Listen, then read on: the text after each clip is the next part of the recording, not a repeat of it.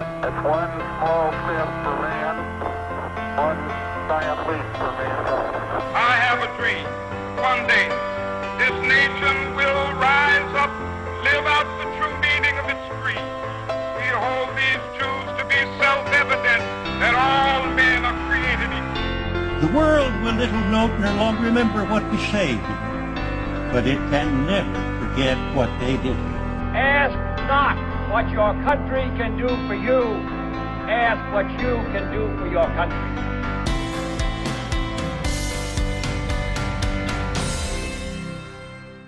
Hello and welcome to Eccentric Earth.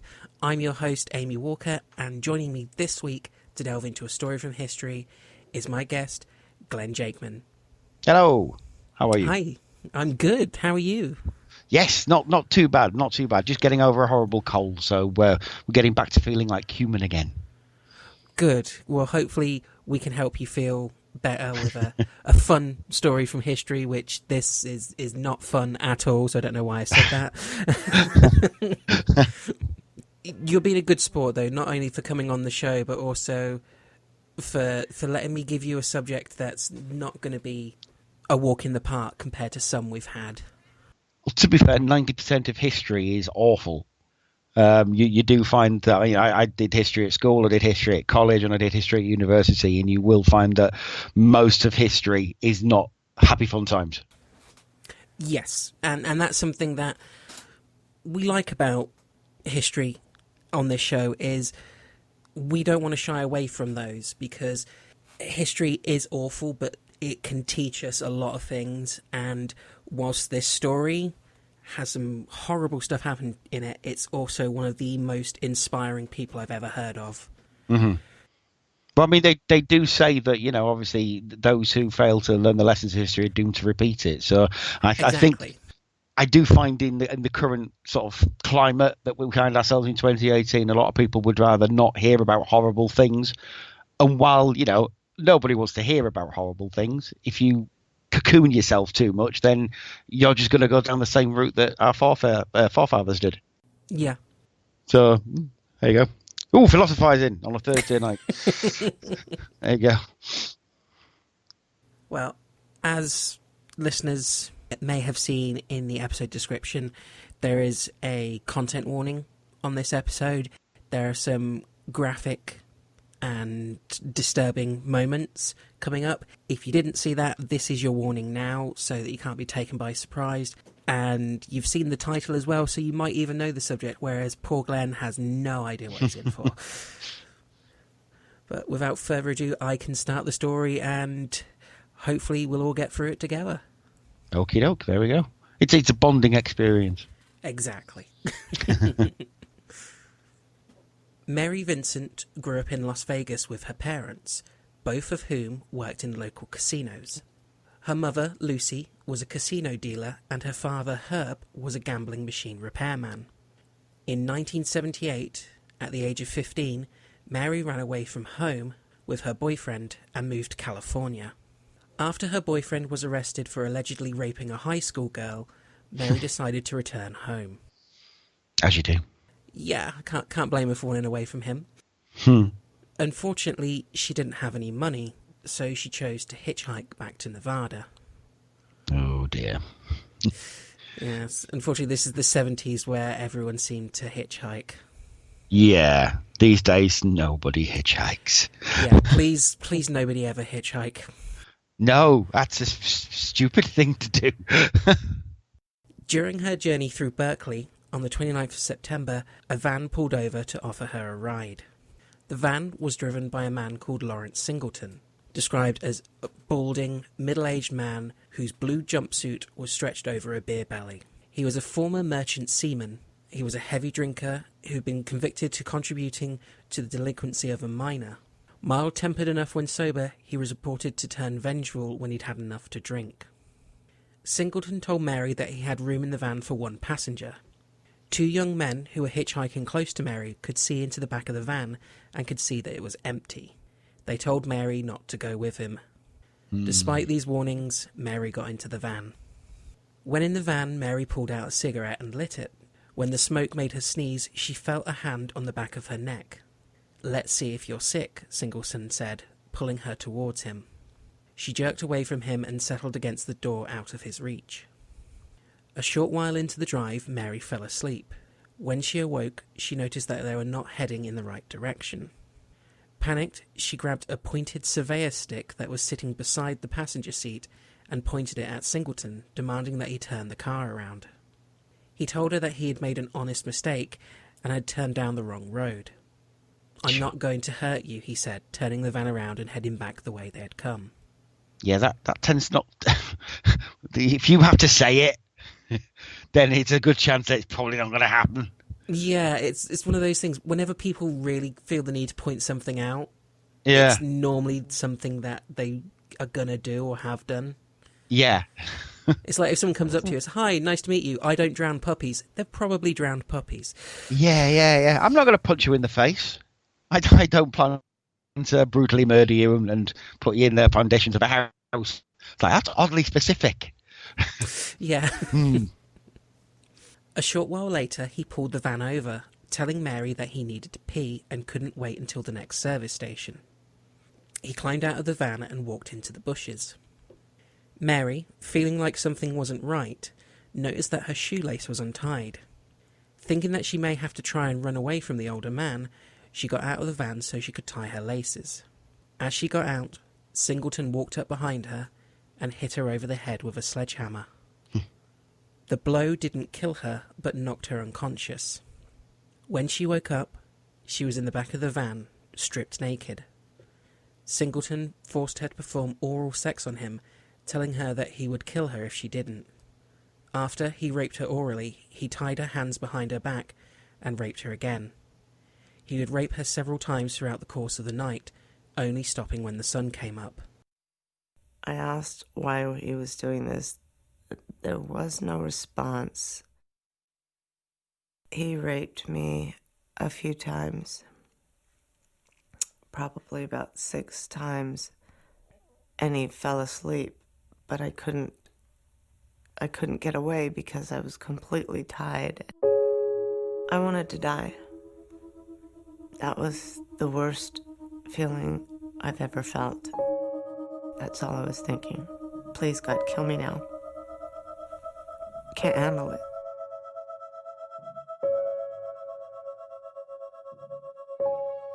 The whole time I was just telling him, please, just set me free. Let me go. Set me free. I remembered the words. Just set me free. I won't tell.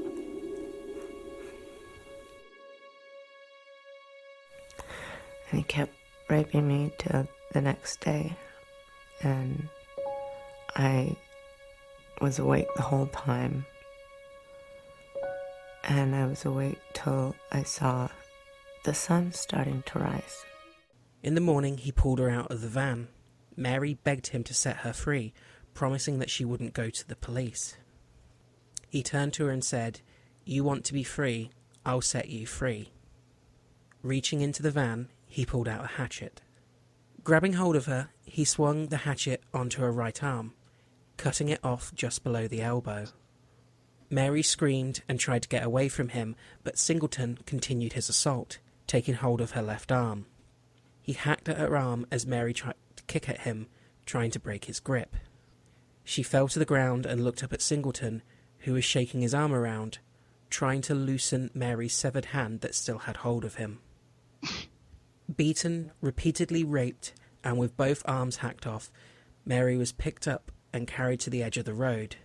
"Okay, now you're free," Singleton told her, before throwing her off a 30-foot cliff edge. He said, "You want to be set free? I'll set you free." And he pulled out a hatchet from his toolbox and took my left arm and took one swing, and I started to fall. And then he took another swing, and I grabbed his arm, grabbed it real tight, and I couldn't figure out, I'm holding him real tight on his arm, but I'm still falling. I looked down at my arm, and there was nothing, just blood squirting out. I felt all the pain, the sharpness, the burning, and when my blood was leaking out of my body, I felt the hot ooze just flowing out of me. I felt everything. I was aware of everything, and the pain was so excruciating.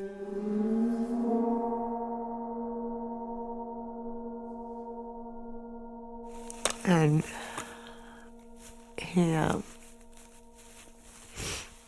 he then took my right arm, and I started kicking and screaming, hoping someone would hear me, and I'm just kicking nonstop. And he started to chop my right arm off, but because I'm still kicking and screaming, it took longer, so he had to keep chopping away at my arm. When he was done chopping my arm off, I lay there bleeding, but I could see him at a distance, and he was flicking his arm, and I couldn't figure out why until I looked at the end of his arm. My hand was still clutched onto him real tight, and he was trying to flick it off.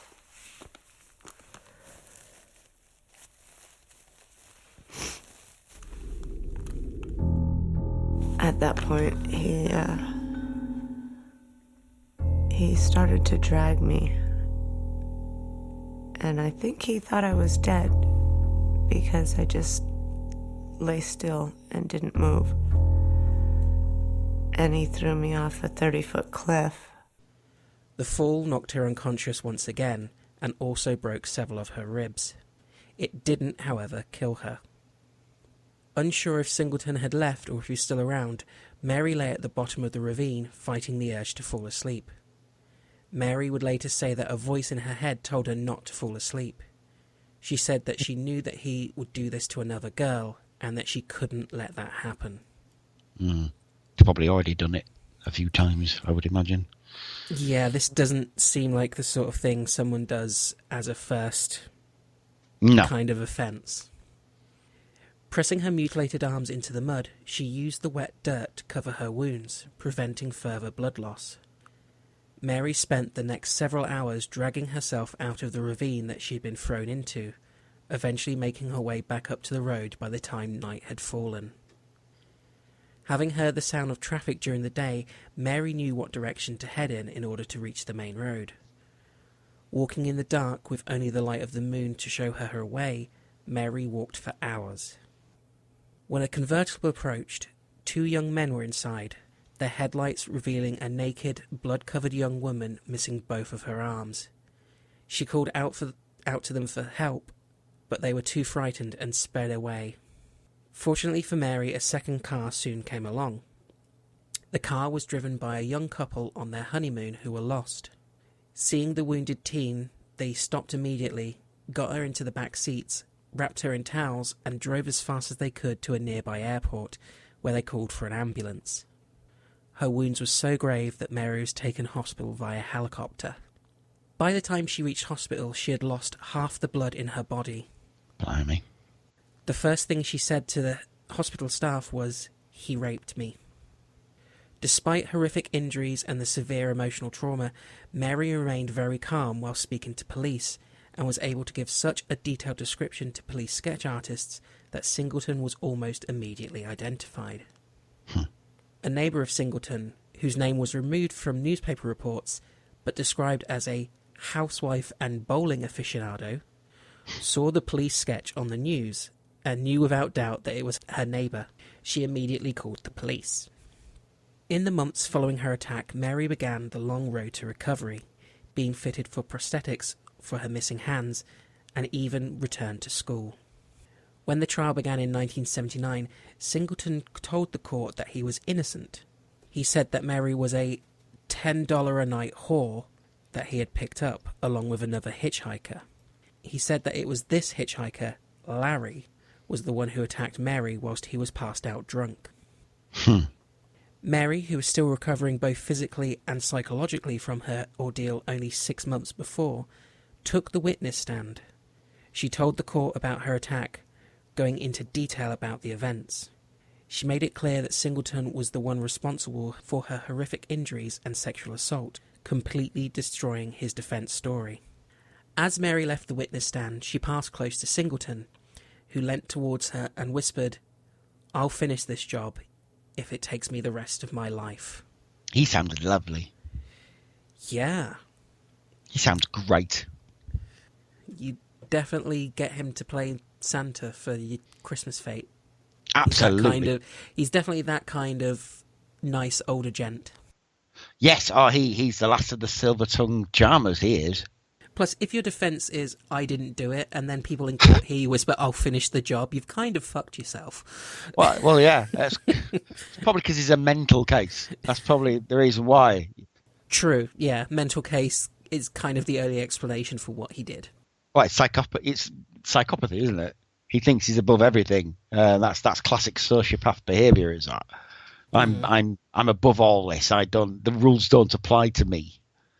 I go by my own rules, and my rules is that I'm not guilty, but I'm going to kill you later.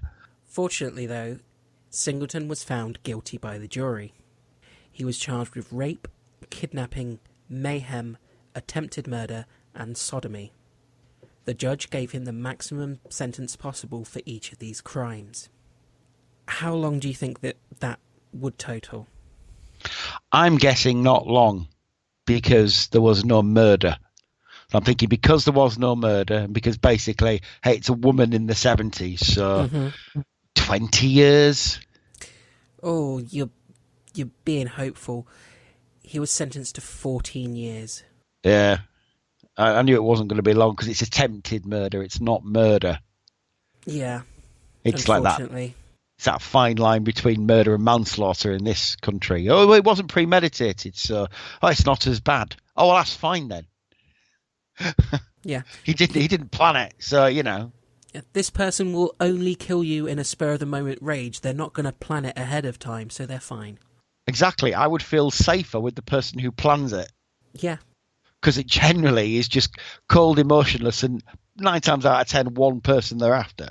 Whereas the mental with an axe who likes killing women, sure, I'll share an empty train carriage with him. He sounds great. Yeah, but like I said, woman in the 70s. I'm surprised they didn't send her to prison. Yeah.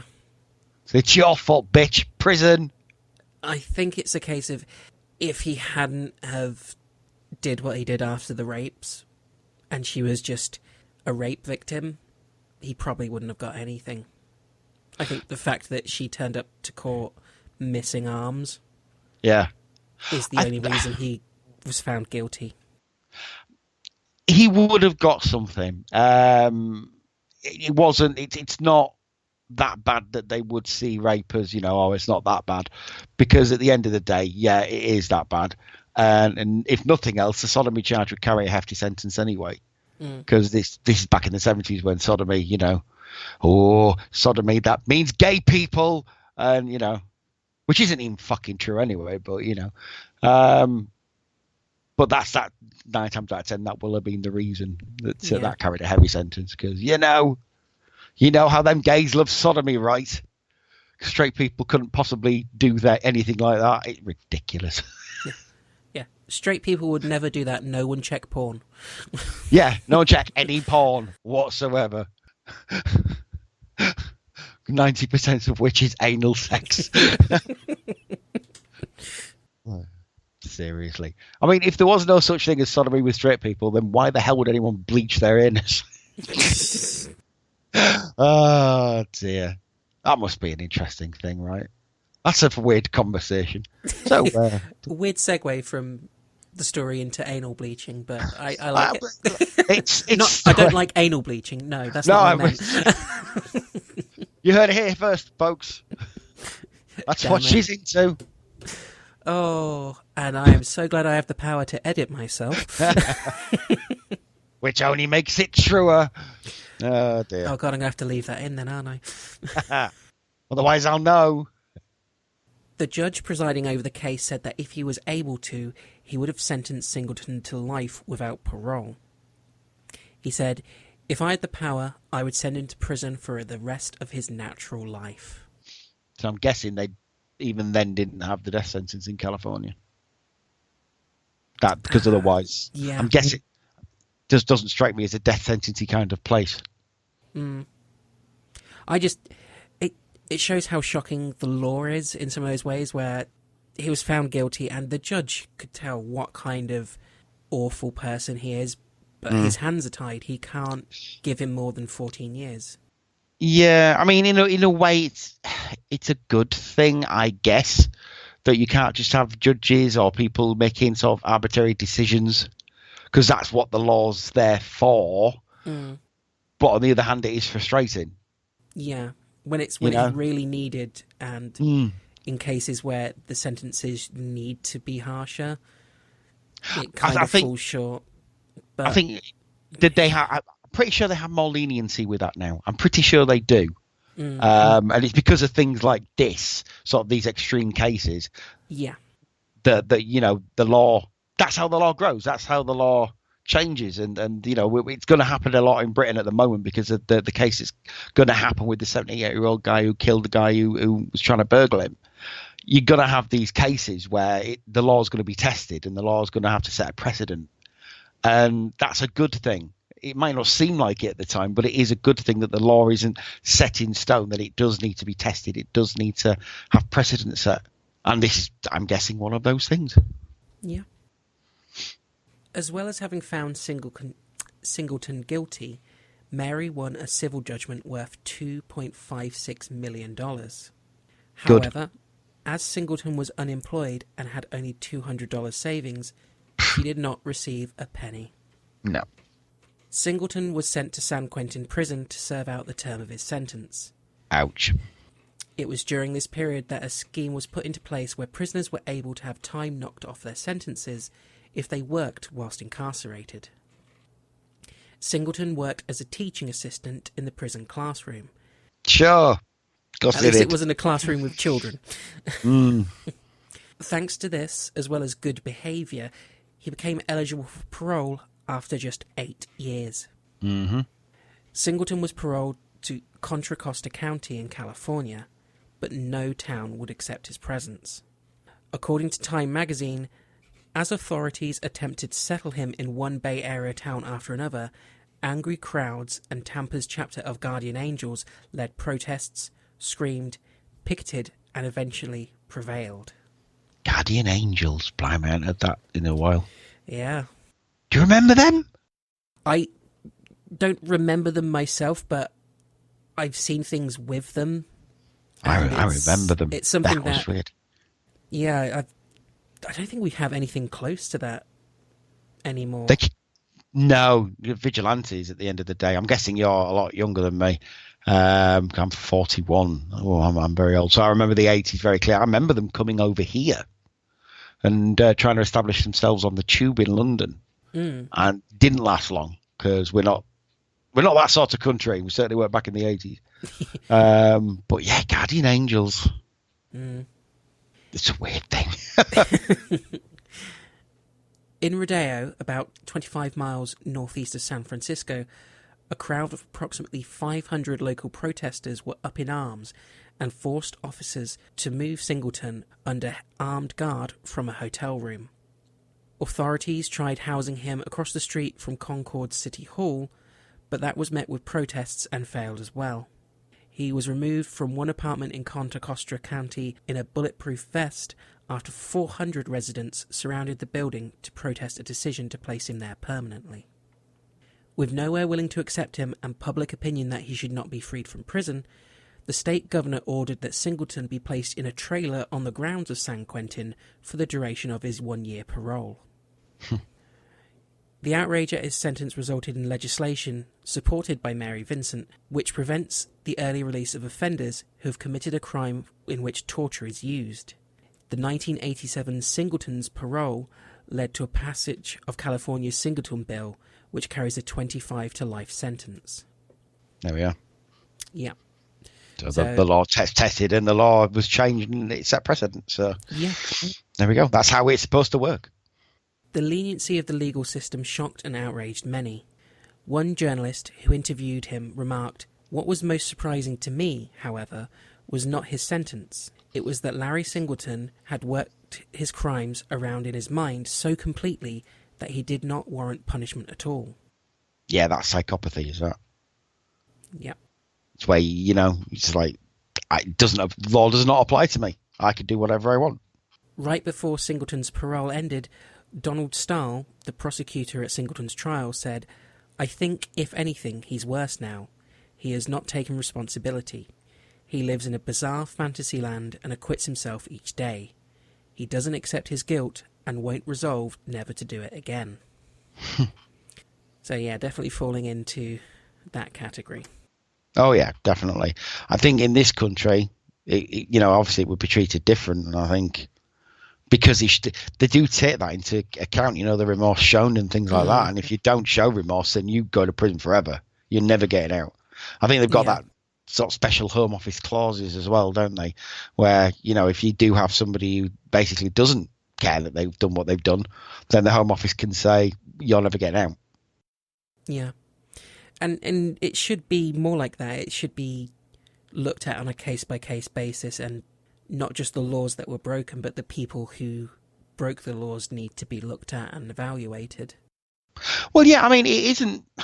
Thing is, murder's it's an emotional subject. Mm. And if you get someone who goes to prison for murder, it depends on the murder, it depends on the circumstances, it depends on a lot of things, because you do get murderers who come out and they spend a long time in prison and they accept responsibility and wish they hadn't done what they'd done. You can't conversely say that all murderers should go to prison forever, because some people, there might be a reason they've done what they've done, and, or they found God or whatever other reason, they found a moral center that they maybe didn't have before. And it's, as you say, it's a case-by-case thing. And I think, again, it's cases like this that have shown that it does need to be on a case-by-case thing. Yeah. You can't just say unanimously and unilaterally, this is what happens. Yeah, it's like, I think it's Denmark. Their legal system set up so that you can't be sentenced to life in prison.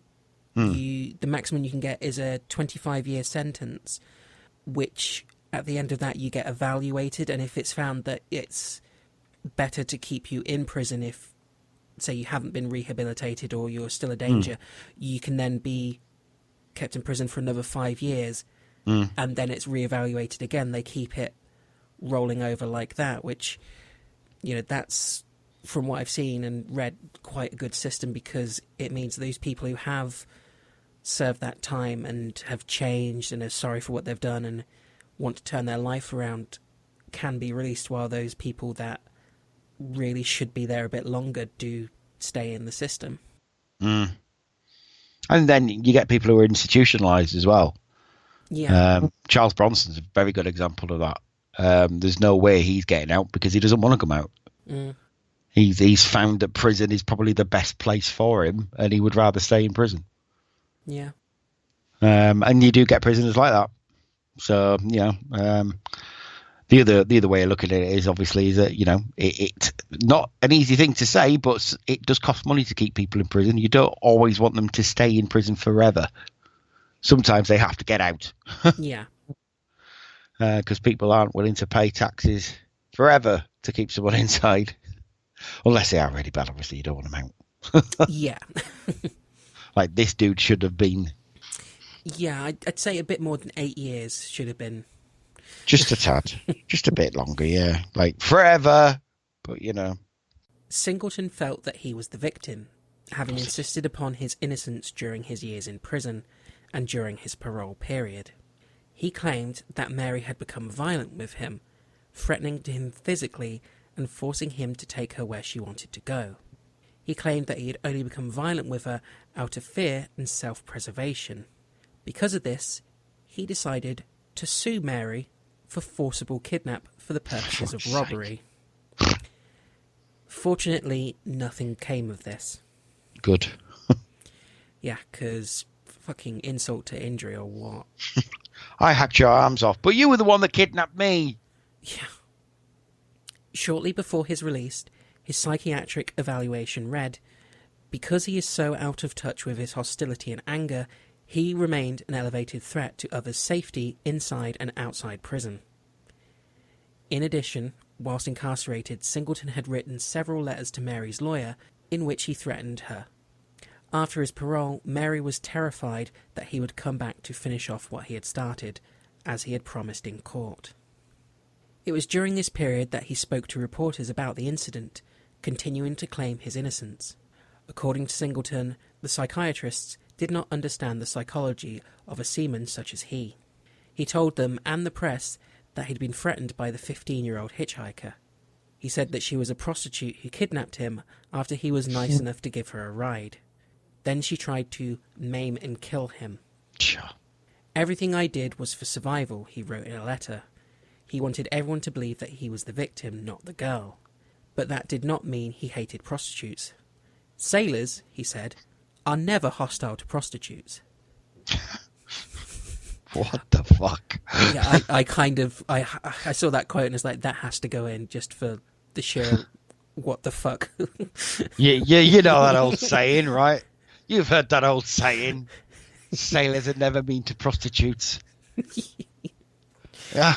Oh, even if you do 100% think you're innocent, you were in the Navy. Surely you know what some sailors can be like. Well, the stories are around all over the world. Even if it wasn't, it's dodgy things that happened between sailors and sex workers. Come on. Well, between sailors and sailors as well, it's and soldiers and prostitutes and God knows, it's every single military profession in the world has had its problems with things. Like Wellington's army, before Wellington came along and the provost, soldiers would rape, loot and pillage. And then Wellington came in and said, yeah, if you do that, I'm going to fucking hang you. And that was the sort of beginnings of a professional army. And, it was around that time that sailors and that had to book their ideas up as well. But, it's... But then again, sailors are never mean to prostitutes, so... What the fuck? Yeah. Tool. Whilst Mary survived the attack, she didn't feel like a survivor. After the attack, she fell into a deep depression. She had hopes and dreams of becoming a dancer, but her reconstructive surgery rendered her unable to dance ever again. She spent numerous years shuddering at the very thought of that afternoon. She suffered from relentless nightmares and drifted from place to place. She was unable to find a job and couldn't even afford to have her prosthetic arms fixed when they broke. Eventually, she filed for bankruptcy. Mary was not the only one who feared Singleton. His own daughter, Deborah, spoke at length about the nature of her father and what he was like as a dad. When she found out that he was getting out of jail, she also fled and hid, asking law enforcement if there was any way that they could keep him behind bars for longer. Considering how he'd used his status as a father to lure Mary into his car, it only made sense to her. In her own words, I asked California prison personnel what could be done to keep him in longer, and I was told there was nothing. They suggested I obtain a restraining order at the time of his release. Sorry, but I mean this quite sarcastically, I tell you he's a danger. I said that before the first crime. I've changed my name multiple times and am moving across state lines. And if you all suggest a piece of paper that will tell him exactly where I am and what my name is, and not to come within 300 feet of me. Finding California less than welcoming, Singleton moved back to his home state of Florida. In 1990, he was twice convicted of theft. He served a 60-day sentence for stealing a $10 disposable camera in spring 1990, and in the winter received a 2-year prison term for stealing a $3 hat. Before his sentencing for the latter crime, he described himself to the judge as a confused, muddle-headed old man. And of course, he's just like Mr. Magoo. In 1997, A painter called police after witnessing something gruesome through a window of a home in Tampa. The horrified caller said that he saw a naked man raising his arms again and again over a bloody woman who had been slouched over his couch. He told police that he heard bones crunching like chicken bones breaking. When police arrived, they were met by none other than Lawrence Singleton, topless and covered in blood. On the sofa inside the living room lay the lifeless body of Roxanne Hayes, a 31-year-old mother of 3 and sex worker who'd arranged a date with Singleton. He'd agreed to pay her $20 for sex. Singleton had stabbed Roxanne to death with a boning knife, stabbing her more than a dozen times in the chest and face.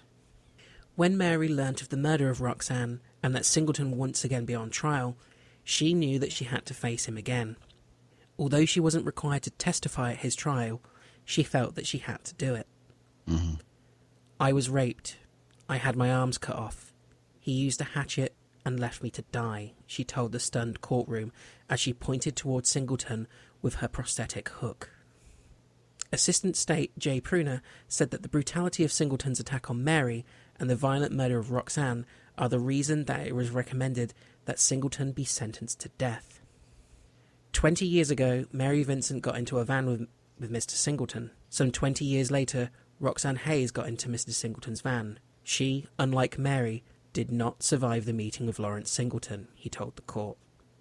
Thanks in part to Mary's testimony, Singleton was found guilty and sentenced to death. He died in prison from cancer in 2001 before his sentence could be carried out.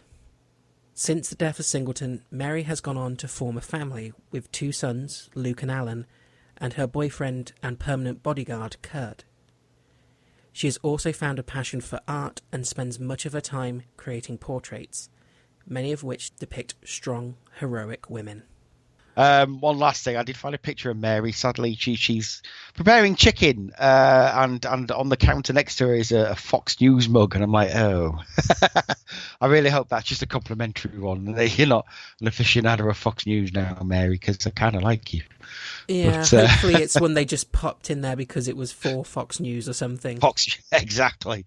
But it's good to know that she's formed a family and that she found some peace after Mr. Singleton, as we'll charitably call him, went to prison for what turned out to be the rest of his life. Yeah, and sorry, carry on. I was going to say, it's one of these sort of sad cases where kind of everybody wins because he didn't get killed by the state, which is good because I don't like the death penalty, but he did die in prison. I hope he really suffered as well. Yeah, and that's the thing. Some people may have found more justice in the idea of him dying the way he did because in their minds, cancer is a worse way to die because it's slower and more painful. So those people who did want him to die kind of got a victory as well because he didn't just go and like hang himself and cheat the system or something like that. He went slowly, and yeah, it's kind of I don't want to say a win-win because well, no, if it was a win, it never would have happened. A woman lost her life, and Mary went through everything she did, but she's gone on to be an incredibly strong woman. There's some first-hand interviews she's done about the incident where she tells her story, some of which is going to be edited into the episode, so some of the listeners will have already heard her speak about what she went through. She appeared on a television show called I Survived, which is on YouTube. You can actually search Mary Vincent I Survived, and it is worth a watch because hearing her story from her own mouth is so heartbreaking but also so powerful.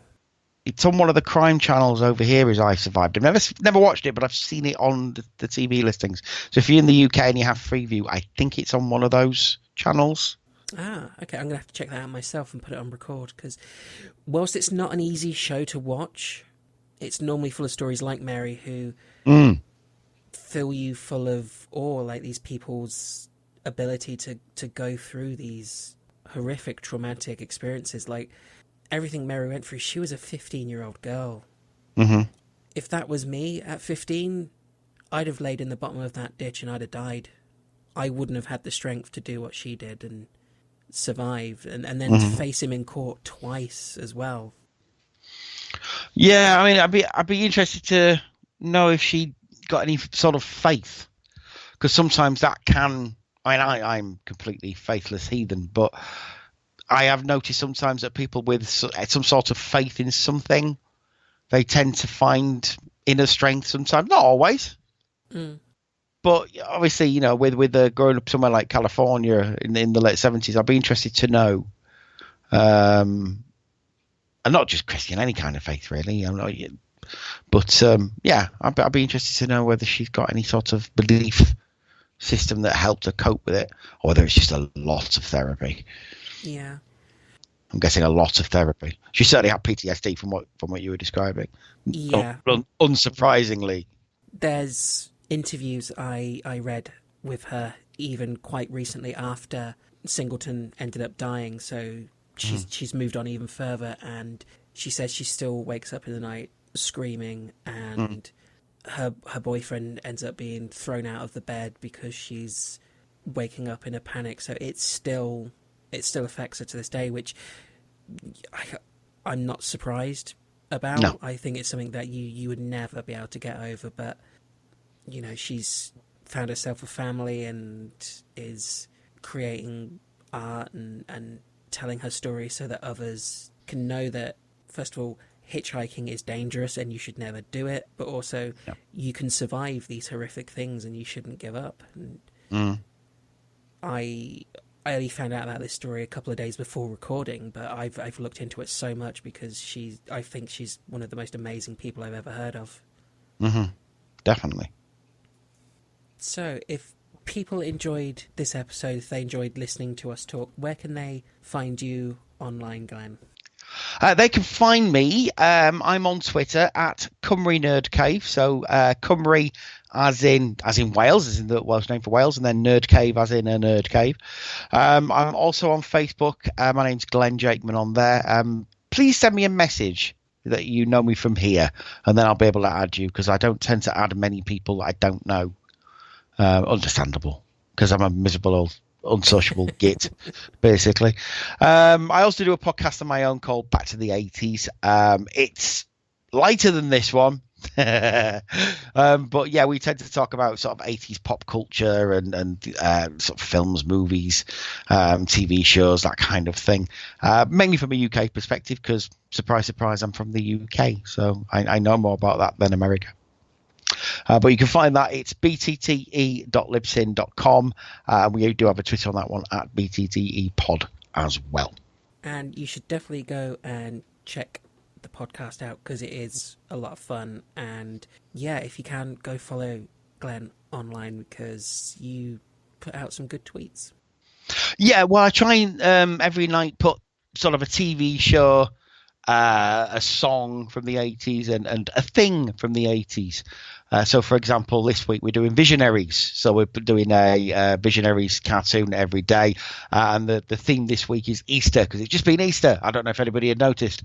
So I'm putting sort of Easter eggs from the 80s. Yesterday's was amazing because it was an EastEnders Easter egg that I didn't even know they'd done one. I would totally been up for having one of those in 1986. And tonight is even better. Spoiler alert, it's the Doctor Who one that's a bit rude. I don't know if you've ever seen that one. I have just got that up now. Yeah. Ooh, that's apt. But yeah, it's basically they had a Dalek. It was Sushard made an egg in the shape of the TARDIS, of the box in the TARDIS, and they had a Dalek firing its gun on the front. Only when you opened the door, it was a picture of Peter Davison, who was the current Doctor when this was released, and the little lens flare from the Dalek gun kind of looks like his winky popping out. And yeah, but it didn't last long on the shelves. Apparently, they didn't notice it in quality control, which is hilarious. No, I'm sure someone noticed it and thought, yeah, that's going through. Yeah, probably me. I would have totally done that. But yeah, I would like to say in my defense as well, though, we don't always have episodes like this. A lot of ours are weird, funny stuff. So yeah, it's not completely grim. You just happened to come on one that was as your first episode. It's just me. I'm just grim. But it's like, at the end of the day, like I said earlier on, 90% of history is grim. That's how we learn as the human race. It's how do you think things get done? It's the whole how did the pyramids get built? Oh, it was aliens. No, it wasn't aliens. It was human misery. That's what it was. The Egyptians cared nothing for their slaves and just threw slaves at it until it was done.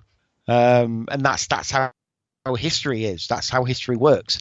It is a catalogue of human misery and horrific things. And that's just what we do. That's human.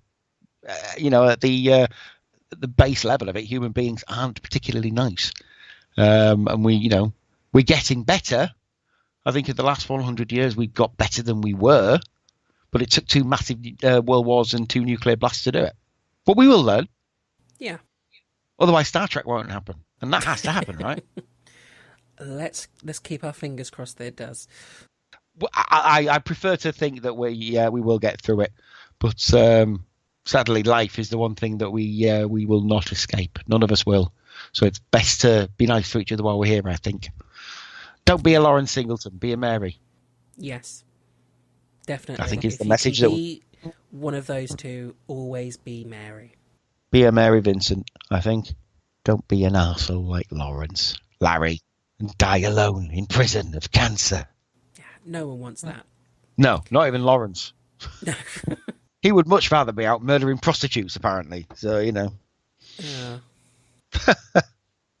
Well, if everyone enjoyed this episode, which I hope you enjoyed it for the right reasons, you can follow us on Twitter by going to @eccentric_earth, and you can find us on Facebook and Instagram as well.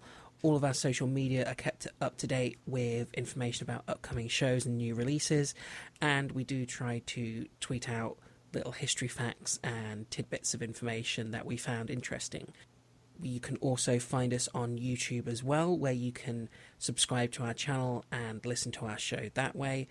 So subscribe and click the notification icon so you get told about new episodes. And if you want to write into us with any suggestions for topics you'd like to see us cover or any feedback, our email address is eccentricearth@outlook.com. And you can find us on all major podcast providers, so please make sure you subscribe so you don't miss an episode.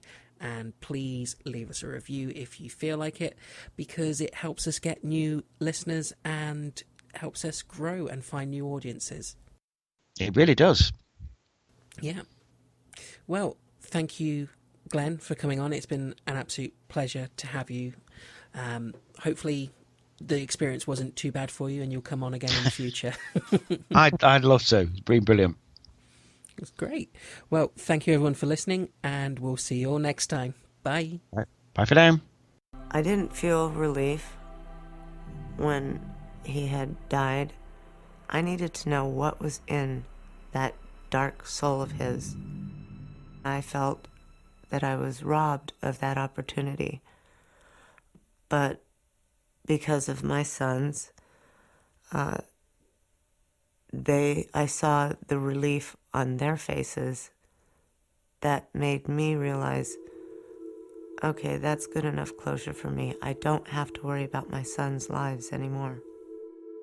It's God and my sons that keep me going.